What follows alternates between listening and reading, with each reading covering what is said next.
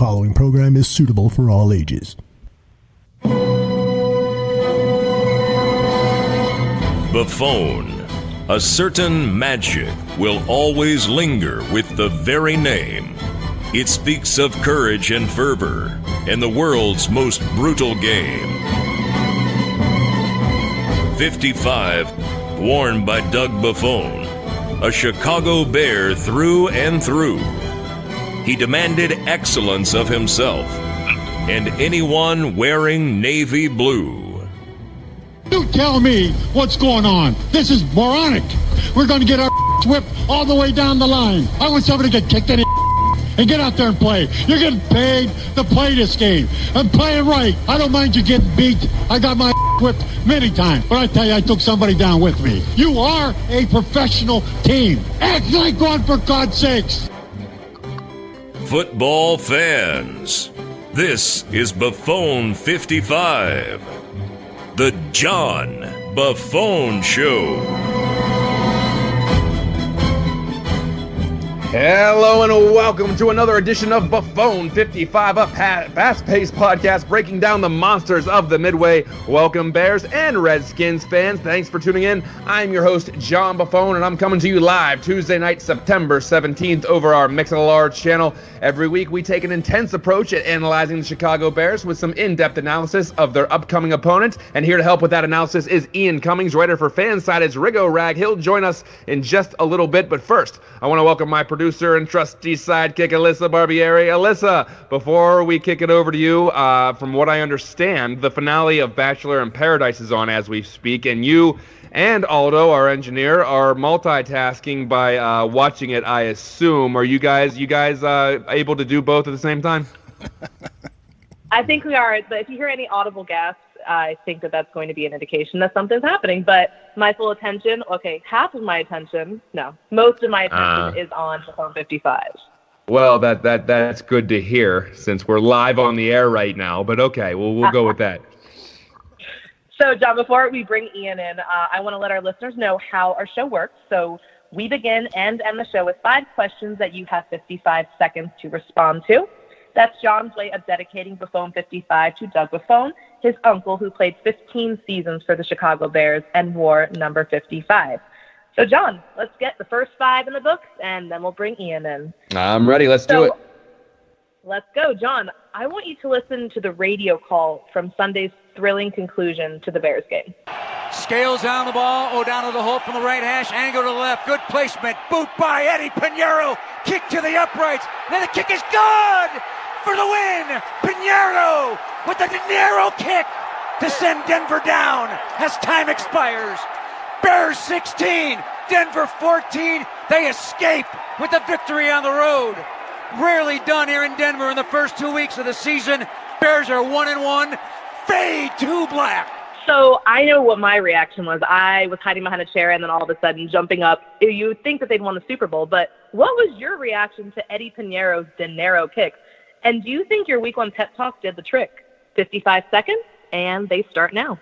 Oh, that sounded good, didn't it? Now, I know a lot of media personalities tend to be on the egotistical side, but I'm not so far up my own ass that I think that I can take credit for Pinheiro's kick. Honestly, I was so pissed off from the offsides on the extra point and then the Broncos 2-point conversion that it took me a minute to completely transition from rage to euphoria. I know this was only one game and it's early in the season, but didn't it feel like some demons were exercised on Sunday? Eddie drilled that kick, man. It didn't hit the crossbar. It didn't fade left. He drilled it, and he was 3 for 3. I'll be honest, this is highly encouraging. It looks as though the Bears are going to be in a lot of close games this year, if the first 2 games are any indication. And, I'm not Mike North, but I think taking the under in Bears games is probably a safe bet at this point.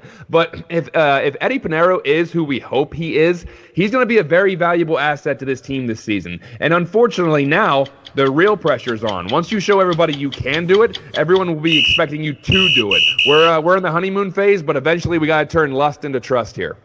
Do you think Pinheiro bought himself like a little leeway should he, when his first miss inevitably comes? Because, come on, no kicker is perfect, but do you think he bought himself a little leeway there? Oh, I think so. I mean, but right now you got people, in the streets getting their Panero jerseys, and they're going to rename Panera Bread into Panero Bread in Chicago. But I think that eventually, I think Bears fans got to realize eventually he's going to miss a kick, and it's going to be okay. But if he starts missing a chain of kicks, then we start seeing the old trend coming about. So let's enjoy this, but let's not expect perfection. So your pep talk for Pinheiro worked, but last week's pep talk for Mitch didn't really work. But I'm not blaming you. It's probably because Aldo forgot to post on Twitter, so Trubisky probably didn't hear it. But nonetheless, Trubisky was 16 of 27 for 120 yards. And aside from that final completion to Allen Robinson, he's really not threatening opponents vertically. Many fans are starting to wonder if he's the right guy for the job. What say you? Take 55 seconds. Listen, I've clearly stated my position on Trubisky many times on the show, and I'll say it again. If you're not getting better, you're getting worse in this league. So far, he's moving backwards this year. I'm not an X and O genius, but I'm watching every snap, and I'm seeing a guy that just isn't getting it right now. I don't know if it's a game day mental thing or what, but I see a guy that's sometimes deadly accurate, and other times you're wondering what the hell he's doing. If you want to bring in the play calling and offensive line, that's fair. Those are fair critiques. But you cannot deny that this kid is playing pretty poorly right now. This is the second year with Nagy, and I said it's okay to hold the quarterback to a higher standard. I know the guys love him, and he has leadership skills, yada, yada, yada. So did General MacArthur. I don't want him throwing footballs out in Soldier Field. I'm not punting on him quite yet, but we always knew this kid was going to be a project. Let's let it play out. But if we're having this same conversation in January, then things are greatly behind schedule. And if things get noticeably worse, then there's a different discussion that needs to be brought up in the offseason. I'm not trying to get that far down the road. I just want to see it play out this year. Couldn't agree more. We do need to give him a little time, but eventually the excuses do stop. Right. So the Bears were gassed in that fourth quarter on Sunday. So the defense, they looked especially slower to react, and they're mistake-prone. But, things can easily be attributed to fatigue. Do you think Matt Nagy made a mistake in not taking the team to the Mile High City a day earlier so that they could acclimate themselves to the altitude? I'm giving you 55 seconds so you don't tire yourself out. I don't know how much an extra day would have helped. I do think the altitude did gas the players a little bit. Remember that Miami game last year when it was hotter than the seventh circle of hell? I said that had a pretty significant impact on the players. But I don't know how long it takes to get acclimated to a particular climate or altitude. As someone that despises hot weather, you could probably take me to Miami for a week and I'd still be miserable playing a football game. But I'm not a scientist, so I'm not exactly how much an extra 24 hours would have helped with them adjust to the altitude. That was going to be tough no matter what. But unlike Miami last year, the Bears were able to pull out a win in a rough climate. So regardless, it worked out. And now they're probably going to feel like world beaters when they go into a cool night air in Washington, D.C. on a Monday night. So, football's an outside game. Elements affect the play on the field. It's been like that for 100 years. You're going to be sucking wind in the mountains. You're going to be tightening up in the Midwest winters. You're going to be frying in the South Florida climate. You might have to play through an earthquake in California. That's just how it is. The Bears were able to survive in advance. So I can speak from personal experience. I was at that Miami game, and I was sweating that my jersey was sticking to me, and I remember Akeem Hicks at one point just fell forward. It was so hot there. But it's nice to see them pull a victory in that high altitude there, pull that out. Yeah, it means a lot because if you're struggling it's demoralizing enough. At least you can take a win out of it. Exactly, which is something that they weren't able to do against Miami, so it's really nice to see them. I know it was hot in Denver, but not quite Miami hot. Right. So the other problem area for the Bears offense appears to be the tight end position, the position that some say is instrumental to the Matt Nagy offense. Why is that so, and what's your assessment of the Bears tight ends through 2 games? 55, Buffone, go. Listen, the whole tight end core has 8 receptions for about 59 yards. Shaheen has 4 catches. Broniker has 2. Burton has 2, all for 5 yards, that should be noted. So if the tight end position is so important to this offense, they did a pretty shoddy job at sewing it up. I mean, Burton has been kind of a disappointment to this point. Shaheen is a disappointment up to this point. And then you have Broniker and a former lineman in Bradley Soul. So what are you going to do now? I mean, what's your plan of attack? You're going to go kick the tires on someone like Dwayne Allen, who got cut by, let me see here, the Dolphins. Although the Dolphins, if they got rid of him, he probably has some talent. But they did sign Burton to a $32 million deal. I hate putting on the cape and playing Captain Hindsight right, because I really like that deal. I thought he was going to be great in Nagy's system, and he still might be. I'm not writing Burton off, but I believe they have a potential out in his contract after this year. I don't want to talk about that. I don't want to talk about the 2020 offseason. We're talking about the here and the now. They need to utilize Burton. They need to get Shaheen in there and need to see what these guys can do, because next year could be a completely different looking cast. I mean, we've seen what Burton can do in this offense when he's healthy, and I feel like the frustrating part is that he's not healthy again. Like, he started the season the same way he ended it, and even being out there for a few snaps, he just did not look like the Trey Burton that the Bears signed. I mean, you can be the best player in the world. If you can only play 4, 5, 6 games out of the year, you're really not. You're not as valuable as most people think. Absolutely. So Hub Arkush over at Pro Football Weekly wrote, 1 year ago, after blowing a 20-point lead at Green Bay, the Bears came home and put up just 271 yards of offense, 2 yards less than Sunday, and a 24-17 win over the Seahawks, dominated by the Bears' defense, as was Sunday. So his point is that there's no need to push the panic button about the effectiveness of this offense. Are you buying or are you selling? You know the routine. Go. Okay, I'm going to buy it, but I'm looking for a coupon first. We shouldn't be comfortable with saying, well, they started slow last year, so they're going to have the same problems this year and everything's going to be fine.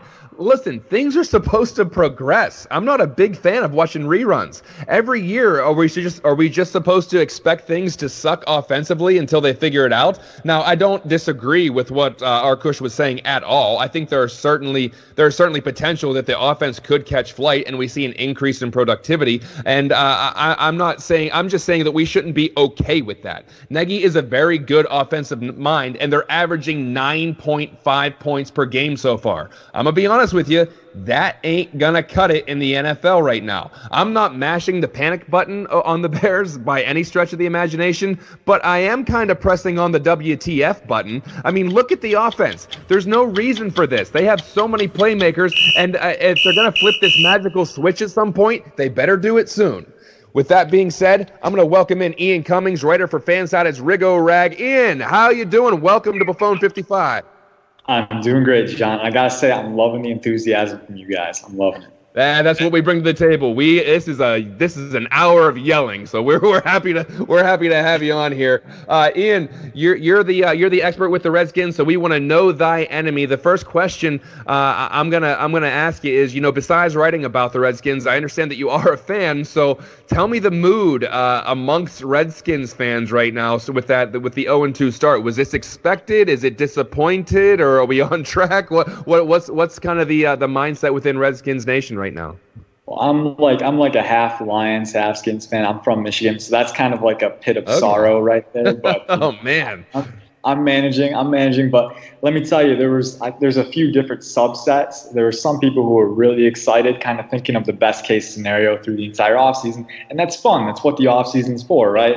But eventually, you got to come back to reality, and the Redskins are pretty good at dragging people back to reality. Let me tell you, starting 0-2, I think a lot of people expected them not to be great. There's depth concerns across the roster, the coaching. Jay Gruden. A lot of people thought he'd be fired after last year. A lot of people thought the defensive coordinator would be gone after last year. We'll get into that later, but they came back. A lot of people think they're lame ducks, and just there's no culture. There's no established culture. And schemes are inconsistent, and it's a recipe not for disaster, but for mediocrity, which, as you see, you look at Gruden's resume, that's where he's been hovering for a long time. And, with a roster that has some talent deficiencies in seriously important areas like the offensive line, like the secondary, that's something that's not going to fly. So I think the realists expected it. It is a bit of a disappointment, but I don't think anyone expected them to be world beaters. Sometimes with a lame duck team, you just see the defense giving up points on points and yards on yards. The Skins defense so far has allowed more than 30 points and 400 yards per game. Coming into the season, I mean, there were higher hopes for the Washington defense. What's the root of the poor play on the offensive side of the ball, or the defensive side of the ball right now? Yeah, there were high hopes. I mean, even the realists had some high hopes. I mean, because you got Montez Sweat coming in, super athlete. You got a really good defensive line. They've invested 2 first-round picks, Deron Payne, Jonathan Allen. You got Josh Norman, Quentin Dunbar, Fabian Moreau, Monte Nicholson, Landon Collins. The secondary was never going to be great, but, there's some experience there. They thought maybe some established presences would help out. And even the linebacking core. I mean, 5th-round pick Cole Holcomb, he took the starting job pretty quickly, and there were some high hopes around him. But basically, it's been a mix of things. I can't sit here and tell you it's one specific thing. There have been injuries. Jonathan Allen has been out. He was out last week, and that hurt them. Still chemistry issues, a lot of communication lapses in the secondary. I know that led to one of the deep touchdowns in the first 2 weeks. I think the one to Devin Smith, the Cowboys receiver. Monte Nicholson and Josh Norman had some communication issues. John Bostic, some coverage issues in the linebacking core. So consistency is an issue. Greg Minuski, the defensive coordinator, he's not very good at adapting, which in today's game, you got to be adaptable as a defensive coordinator because you're getting all these different looks from offenses and just not really adapting, not really planning on the fly. And it's predictable, and offenses kind of take advantage of that. So it's a lot of different things. The talent has been kind of sapped away by injuries, and then the coaching isn't great to begin with. It's not a recipe for success. I heard a John Bostic reference. Some Chicago Bears fans love hearing about that guy. We are talking to Ian Cummings, writing for Fanside. It's Riggo Rag. Ian, staying on the defensive side of the ball, head coach Jay Gruden says the defense is playing vanilla. Can you kind of help us understand the context of that a little bit? It kind of sounds like he's taking a shot at his D coordinator. Yeah, and I think you would be correct in that assumption. Now, some people like vanilla ice cream. I love vanilla ice cream. It might be weird, but I love it. It's delicious. I'll give you that. Yeah, exactly. Some keep it simple, right? But in the context of football, that's not what you want to do. I mean, in today's game, you need to be adaptable. Like I said in the previous question, getting all these different looks, you need to be able to mend your scheme to your players. You can't mend your players to your scheme. You can't be stringent like that. And Minuski, he doesn't really change much. He blitzes at inopportune times, not really changing the looks and, creating mismatches for the offense, cultivating that. And those were problems we saw from him last year, not really using the defense and the players to their strengths. And that was one thing that made a lot of people think that they were going to move on from him. They actually publicly had a defensive coordinator search while Minuski was still the defensive coordinator, and no one wanted to come here. So they had to keep him. And now it's like I said, he's kind of a lame duck, and he's not really fighting for his job right now. I can tell you that right now. It's just not a lot of adjustments, not a lot of flexibility. Offenses are taking advantage of that, putting them in tough situations. And if they don't fix it, there's going to be a change made. But you don't know if there's going to be improvement there because you can really only pick from inside candidates. And they have Rob Ryan, who has a very bad track record. He's a defensive coordinator, so they're kind of backed into a corner. They gotta live with what they have, and Minuski he's just not doing it. One of the bigger names on that defense, Josh Norman. I mean, an expensive free agent pickup for Washington. A lot of excitement whenever he went to Washington. But is it fair to say that he hasn't lived up to that deal? It seems like he's being a little, I don't want to say combative, but maybe argumentative with the media every once in a while. What's the deal with Josh Norman as far as on and off the field?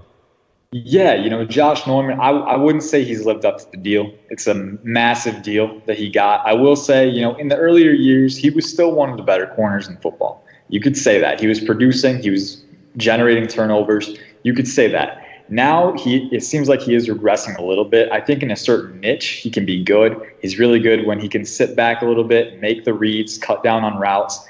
But in man-to-man coverage against fast receivers, which a lot of offenses have been matching him up with fast receivers, creating separation, it doesn't make Norman look good because he's never been the fast, speedy corner who can stick to guys.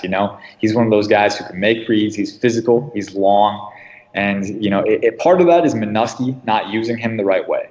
But at the same time, Norman he's getting up there. The traditional cutoff point for corners is, I think, 30 years old. Usually you see them kind of regress after that. I think we're starting to see that from Norman. And at this point, the contract value is minimal from his performance. So I don't expect it to get any better. I can tell you that right now. But if they could maybe change up how they use him and put him in more zone where he can kind of sit back, read throws, and cut down on those slants and things like that, and comeback routes, and really use his physicality. But in those man-to-man situations, it's a recipe for disaster. And I think that's what we've seen. As far as the media goes, I think he was angry that his comments about Dak Prescott specifically last week got taken out of context. Because he was saying, people were saying, what do you think about Prescott, his perfect passer rating week 1? He's like, oh, anyone can do that. And what he meant, I think, was, anyone can have a great game like that when they're not being pressured, when they have great protection, which no disrespect to Prescott, had an amazing game. But the notion is not incorrect, but I do think he does tend to get a little carried away with the media, tends to say things and doesn't really understand how, people can take it out of context and it can come back to bite you. He's always been kind of that media personality. You're not going to change that about Josh Norman, but in this stage of his career where he's getting exposed a little bit more, it's a slippery slope.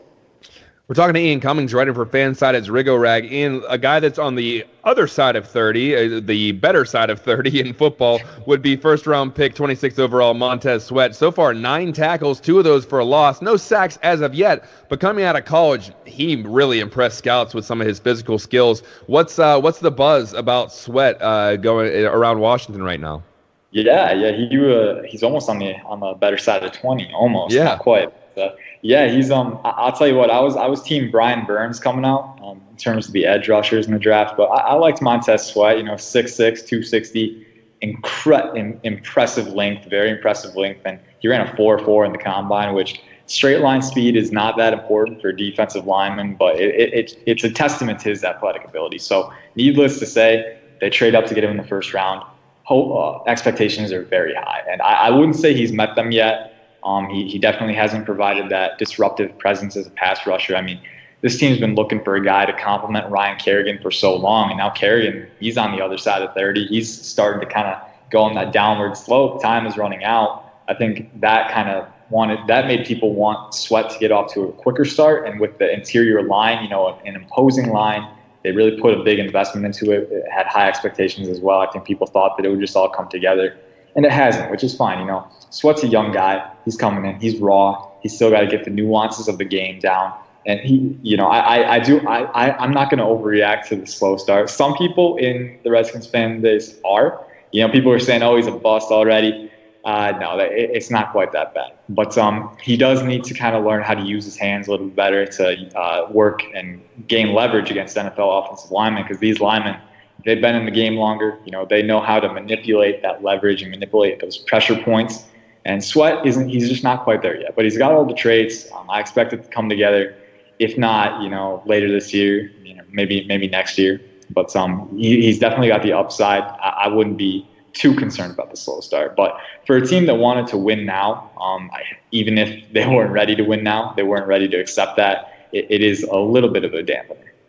I want to switch sides of the ball. After they lost to the Cowboys, you wrote that the Redskins offense isn't good enough to win modern football. That kind of intrigues me. What do you mean by that? Why are they not good? Why is the offense not good enough to win at modern football?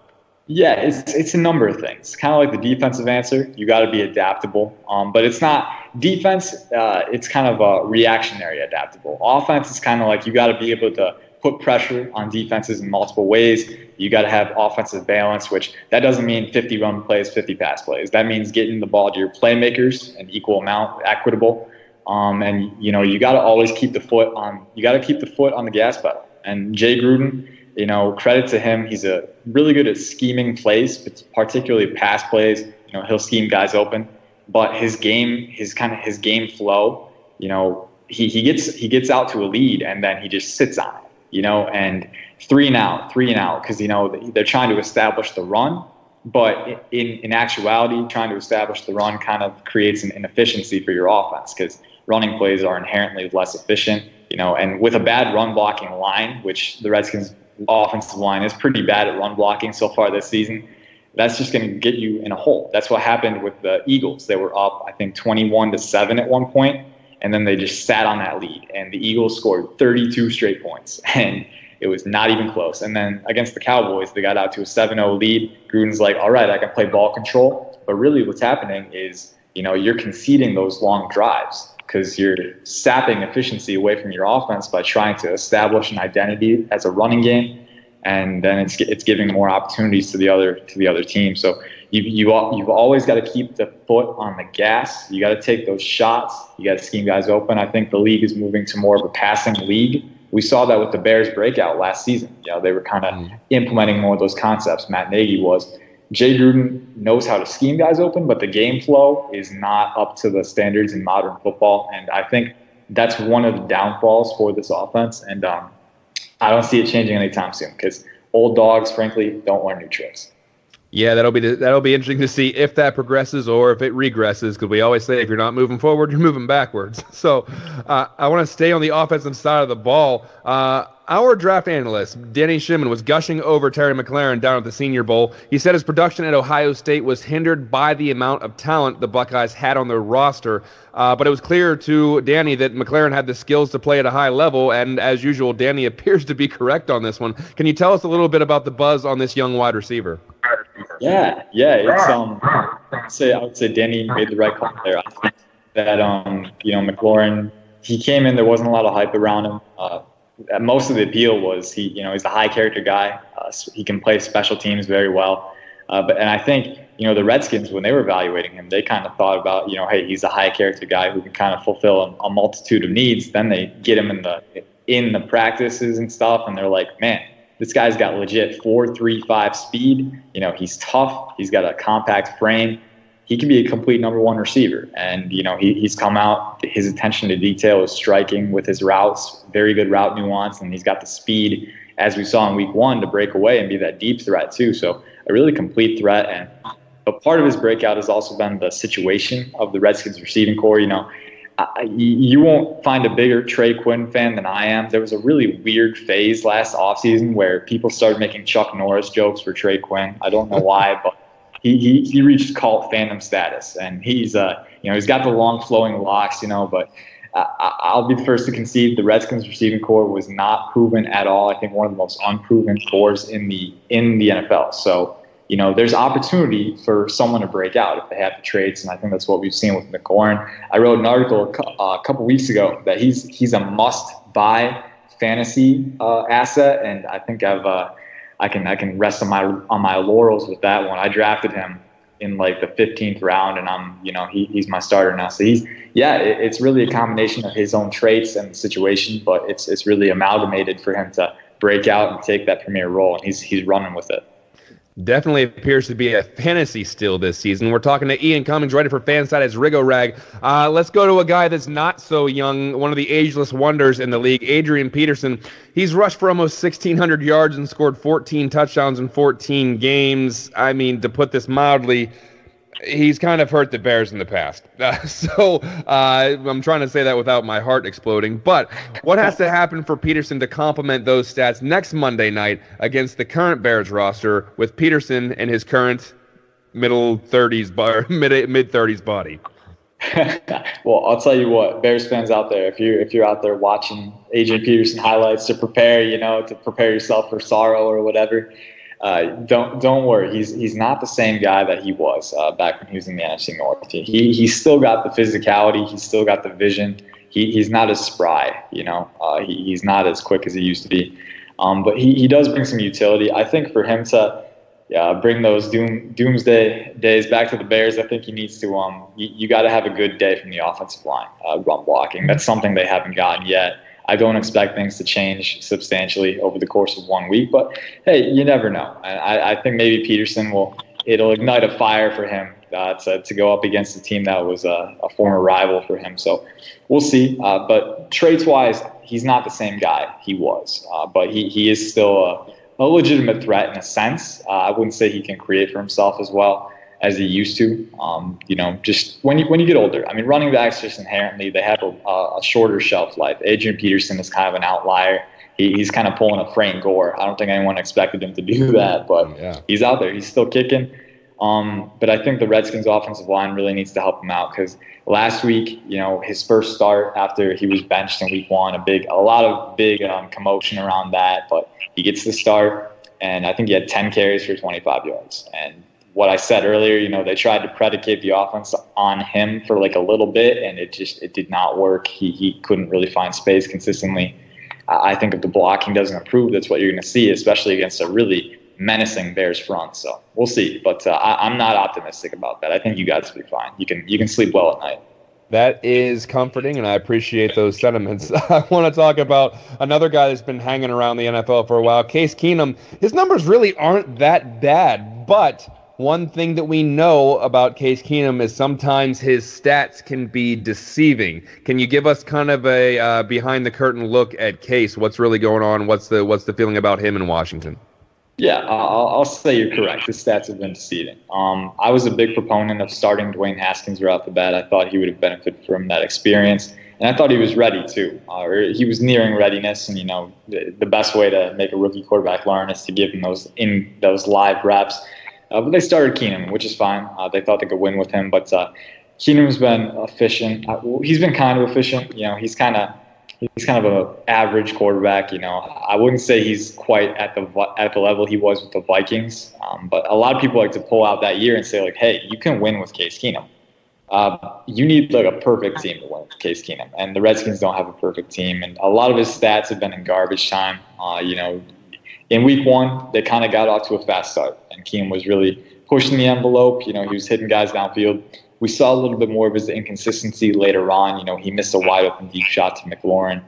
And then in week 2 against the Cowboys, just couldn't get a rhythm. Keenum is a really workmanlike quarterback. He just knows what the right thing to do is. But as far as his traits are concerned, he doesn't really have the arm strength to fit in those tight windows when he needs to. He's kind of limited in a sense. And I think he's a good spot starter. But at the end of the day, he's not going to lead you to wins. And he's not, for the Redskins specifically, if they fall behind, if they get a deficit, he's not the guy to bring you back from that. And I think if that happens against the Bears, it'll be pretty easy to kind of cap that lead and just kind of limit Case Keenum and contain him, because the stats are pretty, but stats don't tell the whole story at the end of the day. He's been serviceable, but if your team is looking to win, he's not going to do that for you. Let's go to the tight end position, because if there's one thing that Bears fans love to kind of bitch about, it's sub-adequate tight end play. Any news on tight end Jordan Reed, who's been out the last 2 weeks with a concussion, and Vernon Davis? I mean, he kind of had that splash play to open the season. Has he been able to pick up the slack? Yeah, I'll tell you what. It's been weird, man. It's been weird. Coming out of week 3 was when it started. Jordan Reed, he'd had a healthy offseason, and then in week 3 he suffered a concussion. And Jay Gruden came out. He's like, I am confident that he can play in week 1. He didn't play in week 1, and then he didn't play in week 2. So we don't really know what's going on there. But I would hope, because if Gruden was optimistic, just looking at it in a vacuum, if Gruden was optimistic that he was going to play in week 1 and he still hasn't suited up yet, it opens up a few questions. Has he regressed a little bit, or is he almost guaranteed to play now because he's had more time to recover? I don't know. There hasn't really been an update there. So he was questionable for most of the last week. He ended up not suiting up. So I would say things are trending in the right direction there. But given the performance that Vernon Davis has been, amounting early, I wouldn't say they think it's a necessity to play Reed. That said, Vernon Davis, that splash play, man, that was exciting. Let me tell you, you don't normally see guys that old in the NFL hurdle guys on the sideline and then take it to the house. That was a much needed high point in that first game. But Davis is still kicking too. I mean, we talk about Adrian Peterson.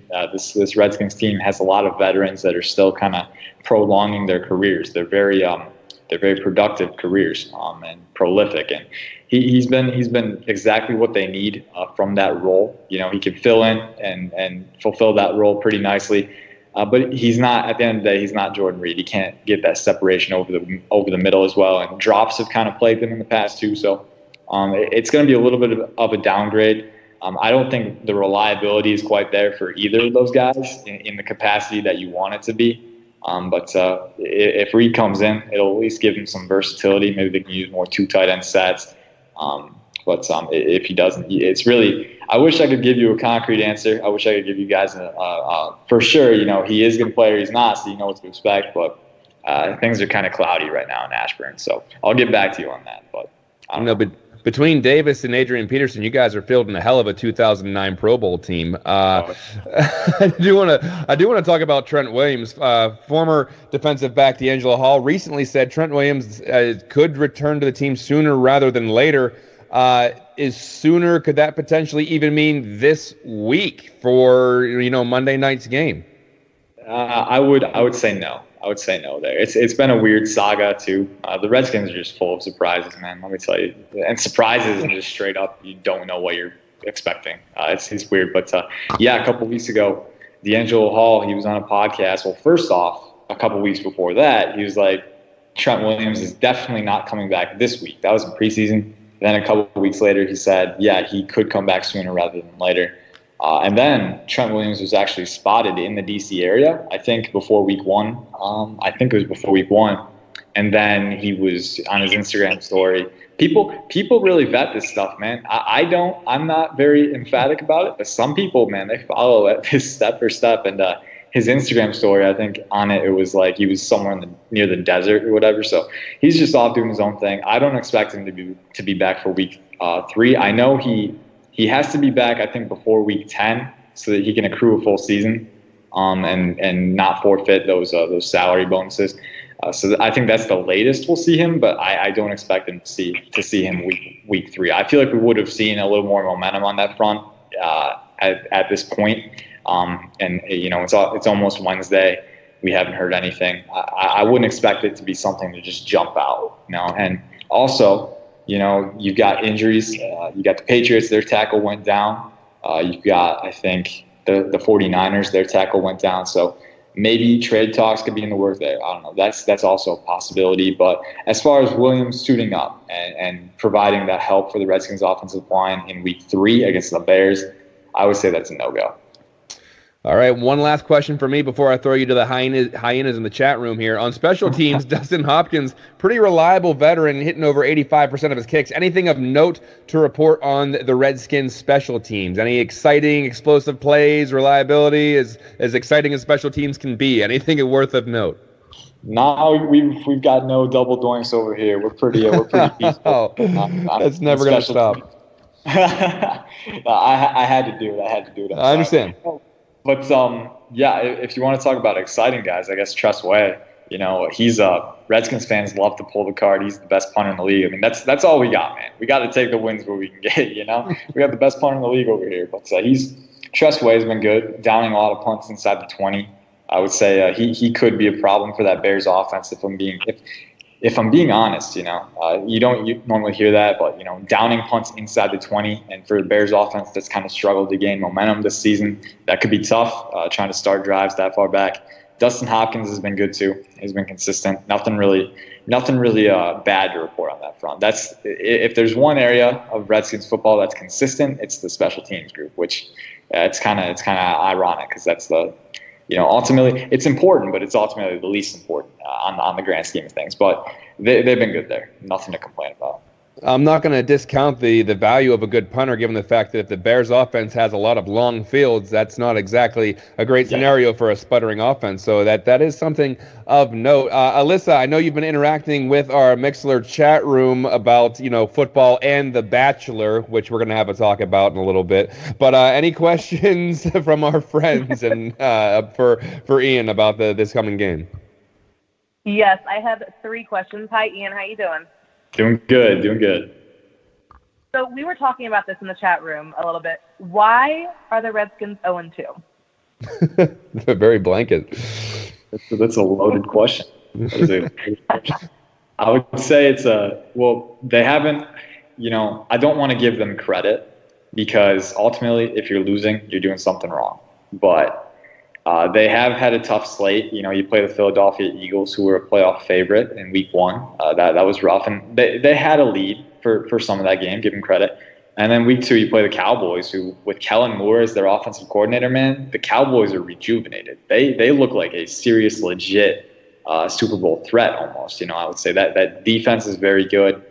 Dak Prescott playing out of his mind. So they're a very good team. They got a tough draw for the first 2 games. That said, these two truths can coincide. The Redskins have had a tough slate, and the Redskins have been bad. they've been sloppy. Penalties killed them. The coaching, like I said earlier, on defense, very bland, very vanilla, not adjusting to offenses when they need to, and they're creating mismatches on their own. And on offense, they're sitting on leads and they're killing the momentum that they gain early on. And by the time they try and recover and get those and dial up those shot plays, it's too late. And then just personnel-wise, there's been some inconsistency too. Like I said, Case Keenum, he's not going to bring you back from a deficit, once you're behind. And the offensive line has been a little inconsistent too. And yeah, it's just personnel, coaching, opponents. It's been a mix of things. And I think a lot of people expected them to be 0-2. So it's not a huge surprise. It's just disappointing in the way that it happened. Because for a while in week 1, it looked like a win was in reach, and they kind of let it slip through their fingers. But in actuality, I think this team is what the record says they are. They're just not that good, coaching and personnel-wise. And so Marin has a good point. She wants to know, how is Case Keenum going to adjust with Khalil Mack coming at him?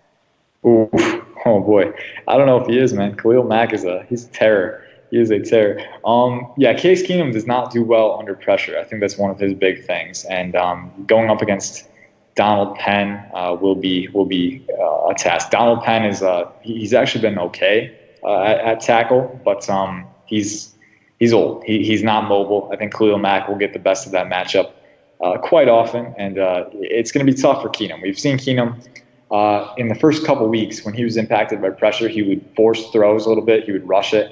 He hasn't thrown a pick yet, but in week 2, particularly against the Cowboys, there was one play, I think, where Antoine Woods, the interior defensive lineman, got pressure really quickly. Keenum tried to force a pass on the slant, threw it right to the safety, who dropped it.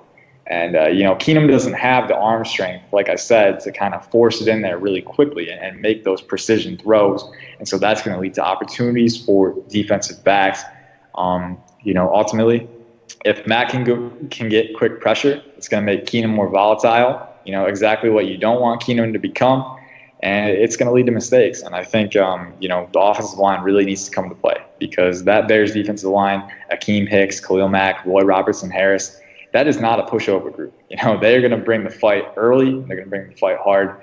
And I think Keenum will, his play will suffer if they get through.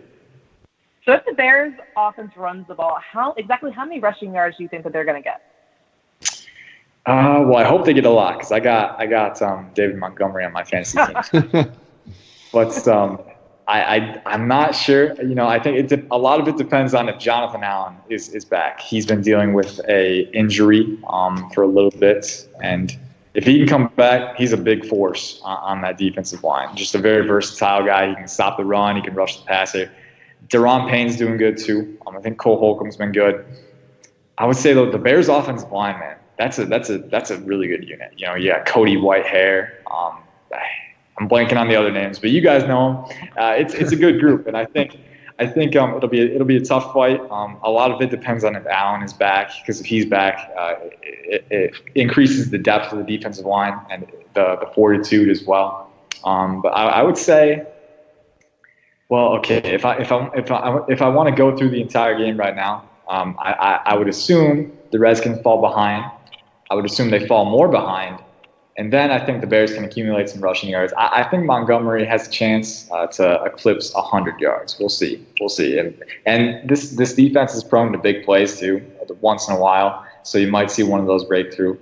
I think he does have a chance to break 100. So if that was for fantasy purposes, I would say it's not a bad bet. I know Bears fans look forward to that. I got one last question for you. So during the Fox broadcast on Sunday, Gruden said that Adrian Peterson is a north-to-south runner, which is why he struggled in this offense. But then on Monday, he said that having a north-to-south runner is good. Do you know, is there some kind of rift between AP and Gruden? Because he didn't even dress for that first game. That's you can never see inside the locker room. I really wish we could, because that would make for some great reality TV, let me tell you. But I think I feel like I can't speak to whether there is or isn't a rift, but it does seem like Jay Gruden is hesitant to commit to AP as his go-to guy. And like I said earlier, Adrian Peterson at this stage of his career, he's always been kind of that old era back. He brings the physicality, but he's not super versatile. You can't really get him consistent looks in the passing game. And you can't really change alignments with him in there. He is kind of a north-south back, but he does have the ability to kind of hop around a little bit and kind of show you he's still got some juice. But at the end of the day, he's not as versatile, and I do think that's one reason Gruden kind of wants other guys in there. I know he's brought in Wendell Smallwood, who's a little more versatile, Chris Thompson, who's a third down back, kind of like our Tariq Cohen, a much lesser version of Tariq Cohen.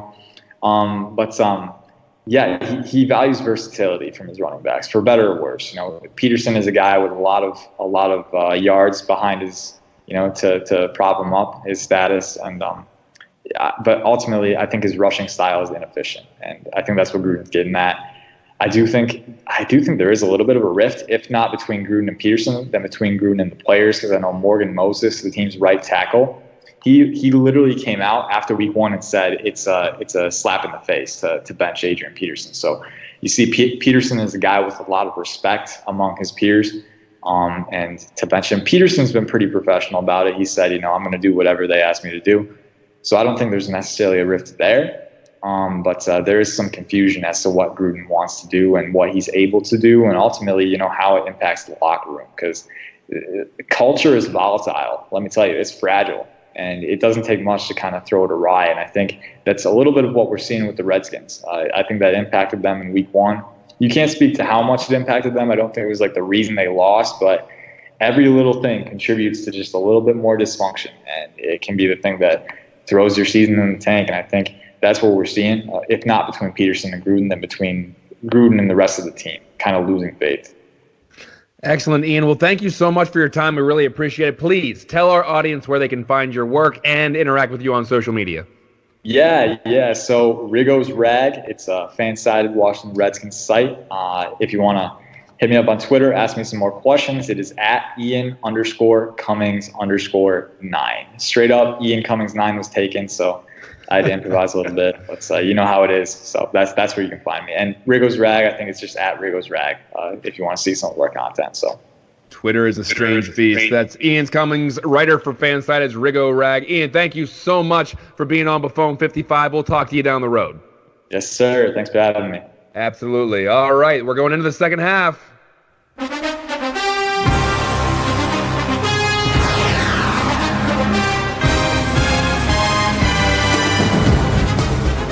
So, John, that music signifies one thing. It's time for the second half of our Buffone 55 questions. So I just want to say I've been conditioned to be fearful of Adrian Peterson anytime he's playing the Bears. But I am reminding myself that this isn't the same Adrian Peterson and this isn't the same Bears defense. So I'm hoping that Monday goes a lot better, or Monday night goes a lot better than it has in the past.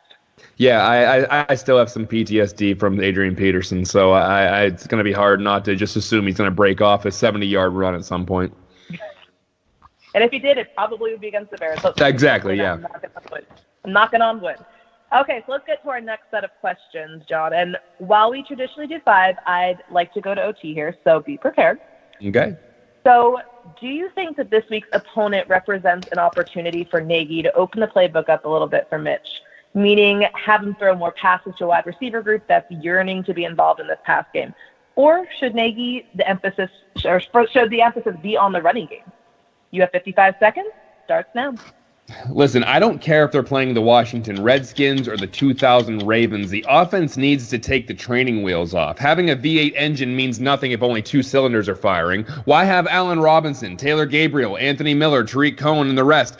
The way they're playing isn't working. So you got to throw the ball to wide receivers. Get everyone involved. Running the ball is great, and they tried to establish that more against the Broncos. Montgomery got the ball 18 times, scored a touchdown. I'm not saying they should abandon the running game, but when you have to pass the ball, everyone should be an option, not just a jump ball to Robinson or a swing pass to Cohen. Don't get me wrong. I don't think Mitch should pass the ball 50 times a game either. I don't think that they should go that route. I think they need to find that balance. Now, excuse me if I sound a little irritated, but I get frustrated when I don't understand what the problem is, and it's kind of where I am right now. I don't know why this isn't working. I don't know why the receivers aren't getting involved. I don't know why Mitch looks like he regressed. I don't know why the play calling appears suspect. I don't have the answer, but the staff better find the answer fast.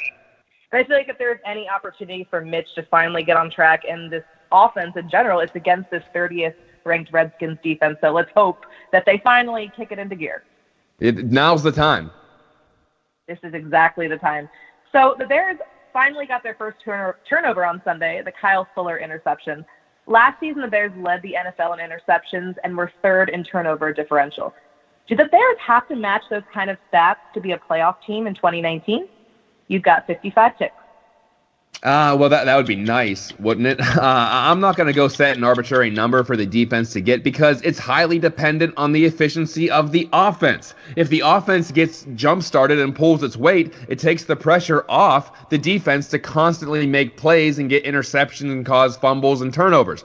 If the offense keeps running like a 65 Chevy Corvair, the defense is going to need a spectacular performance after another spectacular performance. But as well as the defense has played, I do think they're going to see an increase in turnovers. We saw Fuller pick off Flacco. Week 1, we know it's hard to get Aaron Rodgers to turn the ball over. The next 4 weeks, they face off against Case Keenum, Kirk Cousins, Derek Carr, and since Drew Brees probably won't be ready to go by October 20th, they're probably going to get Teddy Bridgewater when they play the Saints. There should be some opportunities there to turn the ball over. But to answer the original question, whether they need that turnover differential, I think that depends on whether or not the offense gives them a little more support.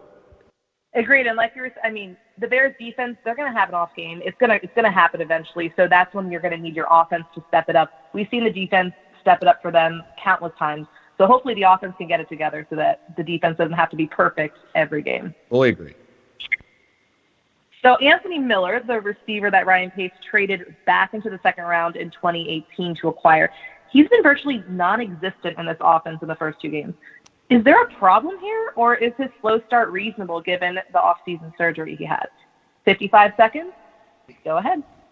Well, he got one damn target last game, and he caught it. So now, if you want to say he's not getting separation, that's one thing. But we just talked about Trubisky not getting his receivers involved, with the exception of maybe Allen Robinson. So is this an Anthony Miller thing, or is it a Mitchell Trubisky thing? It's not like Taylor Gabriel is being aggressively targeted in the passing game, or Javon Wims, or anyone else. If Miller is the third or second read on plays, have we really seen Trubisky go through the full progression to try to get those reads the ball? It is possible that Miller is rusty and not 100%, maybe, but he hasn't exactly had an opportunity to go make big plays. If the ball's only thrown to you once a game, how are you supposed to flash any of your playmaking ability? Miller is just another casualty of this slow offensive start for the Bears, and as the offense improves from the top down, hopefully, you're going to see more productivity from the likes of Anthony Miller and others.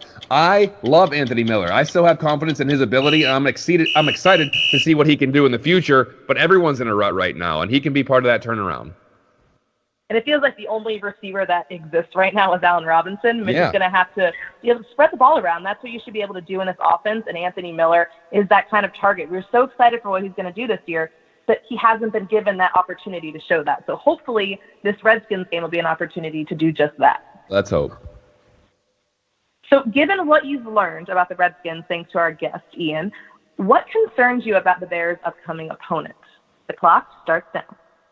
I always look at matchups like this where the Bears are, for all intents and purposes, the better team. And I think, what could even the playing field in this game?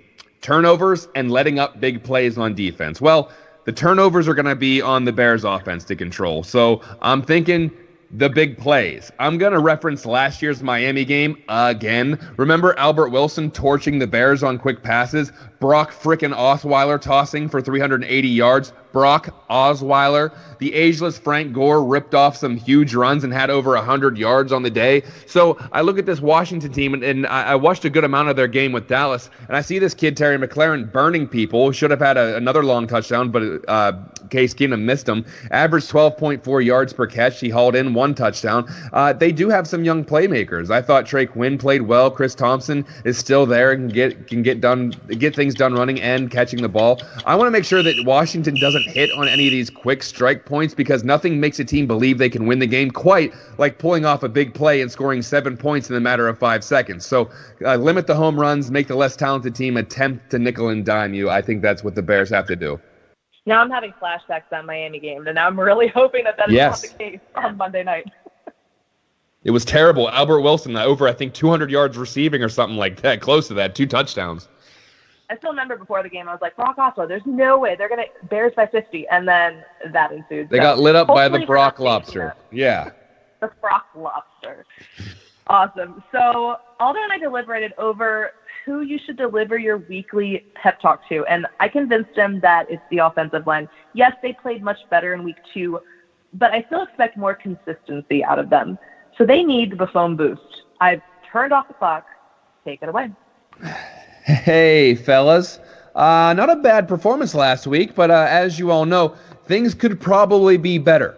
Now, I know you guys are used to being the unheralded heroes. When something goes right, it's the quarterback that gets the praise. However, the spotlight is staying on your quarterback now when things aren't so good. Yeah, people are commenting on your shortcomings as well, but they aren't talking about kicking you out of town right now, at least not yet. Your quarterback is taking a beating on and off the field. He's struggling and he needs your help. Success starts with you. So we need you to turn into a bunch of snarling, crazed dogs and destroy whoever is dumb enough to stand in front of you. Inevitably, when the offense begins to improve, your quarterback will be congratulated. He will be the talk of the town. But you can take solace in knowing that you were the catalyst for that success. You will know it, I will know it, and the bar room will know it. So get out there and put someone in the ground. Now is the time. With that being said, every week I like to give my prediction for the Bears game. Right now I'm 1-1, just like them. So I'm kind of forecasting a better offensive game. I think the Bears get up by 2 possessions at some point, and they're able to suffocate the game away. Last week, I predicted they would score 20 points. They did not. I think they get there this week, and they beat the Washington Redskins by a score of 23-13. Bears win. Remember to follow me on Twitter at JD Buffone. Make sure you are following the Bar Room on Twitter at Bears Bar Room and on the Facebook page. I want to thank Ian Cummings, writer for Fansided's Rigo Rag, again for being my guest tonight. Alyssa, can you tell our listeners where they can find your work and contact you on social media? You can find my work over at bearswire.com and on Twitter at Alyssa Barbieri. And I also want to tell those listening to us live on Mixlr.com that in just a few minutes, we've got 2 more shows coming up. Fantasy Football Goon with Joe Mandel, who is known as Joey Two Scoops, and John Santucci, a.k.a. The Tooch. They will welcome Fantasy Football legend Spaceball, and the 3 will get you prepped for Week 3. That's followed by Shy Fans in the Stands with Greg Braggs and Joey Two Scoops. Their guest tonight, I don't know. I don't know. Oh, we don't know their guest. You got to tune in to find out. Because it's going to be good. You got to tune in to find out. It's a mystery guest. It'll be a mystery guest. There you go. So make sure you're tuning in for that. And those 2 shows, along with this one, will be available on podcast format. So make sure you subscribe to the Bears Barroom Radio Network. That's right, and sign up on Mixlr.com for email updates and all of our live shows. We'd love to have you in our chat room. And remember, it's all absolutely free to sign up for. We hope you join us live and interact with us. And if you listen to the podcast, please leave us a review. That helps us immensely. But that'll do it for us tonight on Buffone 55. Thanks for tuning in. We'll see you next time, Barflies.